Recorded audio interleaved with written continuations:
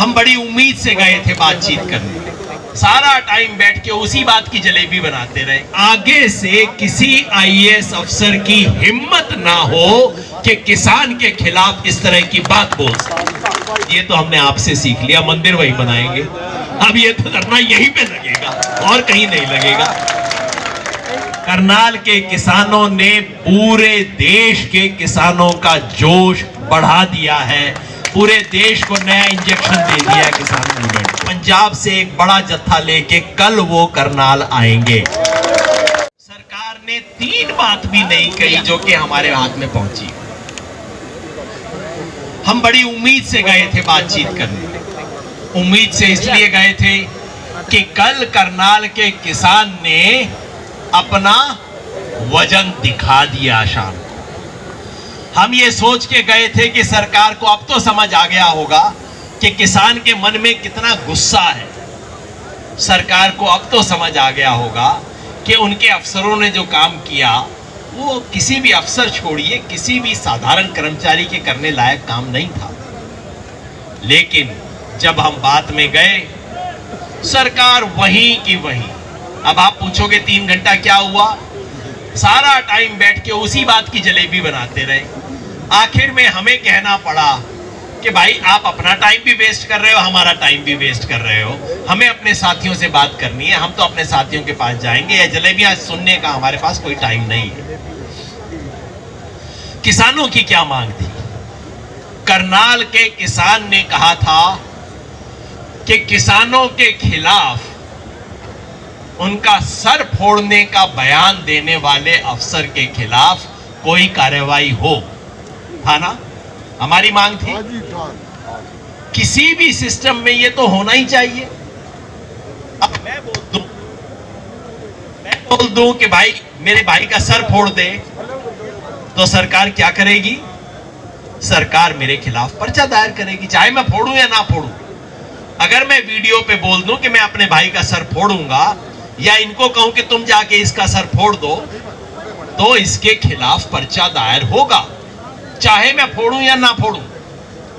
हमने कहा कि भाई इस अफसर का तो पूरी दुनिया ने देख लिया, इस पे तो कुछ कार्रवाई करो। हम चाहते थे 307 का मुकदमा दर्ज हो, 302 का मुकदमा दर्ज हो। वो तो छोड़ो, सरकार किसी तरह का कोई पर्चा दायर करने के लिए तैयार नहीं है। बिल्कुल 2 टूक बात सरकार ने कह दी, और कुछ भी कर लो, हम अपने अफसर के खिलाफ पर्चा दायर नहीं करेंगे। दूसरी बात, हमने कहा था कि अफसर को कोई सजा मिलनी चाहिए, तो उसे बर्खास्त करना चाहिए। लेकिन बर्खास्त तो छोड़िए, सरकार सस्पेंड करने के लिए भी तैयार नहीं है। बिल्कुल खुला बोल दिया। मतलब हरियाणा की सरकार कार में डूबी हुई है, हरियाणा की सरकार सत्ता के नशे में डूबी हुई, और सत्ता के नशे में डूबी सरकार को सिर्फ जनता सिखा सकती है और कोई नहीं सिखा सकता। इसलिए मेरे साथियों, हम सब ने मिलकर, भाई यह भी आपको बता दूं कि बातचीत में सरकार बार बार मुआवजे की बात कर रही थी। सरकार कह रही थी अफसर को सजा देने की बात छोड़ो, मुआवजे की बात करते हैं। हमने कहा मुआवजा हमारा मुद्दा है, इस पे बात करेंगे, लेकिन इज्जत की कीमत पे सौदा नहीं करेंगे। जरूरत हुआ तो करनाल का किसान इतना संपन्न है कि वो चंदा करके अपने साथियों को मुआवजा दे देगा। हमें सरकार से दान नहीं चाहिए। आपके अफसर ने वो काम किया है जो किसी भी सरकार में, किसी भी समाज में स्वीकार नहीं हो सकता, इसलिए उसकी सजा मिलनी चाहिए। वो कहते कि जी इतनी जिद आप क्यों कर रहे हो? हमने कहा जी जिद इसलिए कर रहे हैं कि आगे से किसी आईएएस अफसर की हिम्मत ना हो कि किसान के खिलाफ इस तरह की बात बोल सके। तो दोस्तों, लंबी बात मुझे नहीं करनी है, हम यहां पे आ गए। सरकार ने कहा था मिनी सेक्रेटेरिएट के सामने पहुंचने नहीं देंगे, इतना दबका मारा था, गिदड़ बबकी दी थी, ये वो। करनाल के किसान ने दिखा दिया कि हम जहां जाना चाहते हैं वहीं जाएंगे।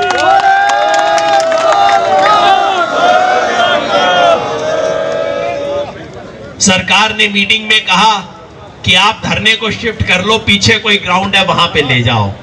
मैंने कहा नहीं जी, ये तो हमने आपसे सीख लिया, मंदिर वही बनाएंगे, अब ये तो धरना यहीं पे लगेगा और कहीं नहीं लगेगा।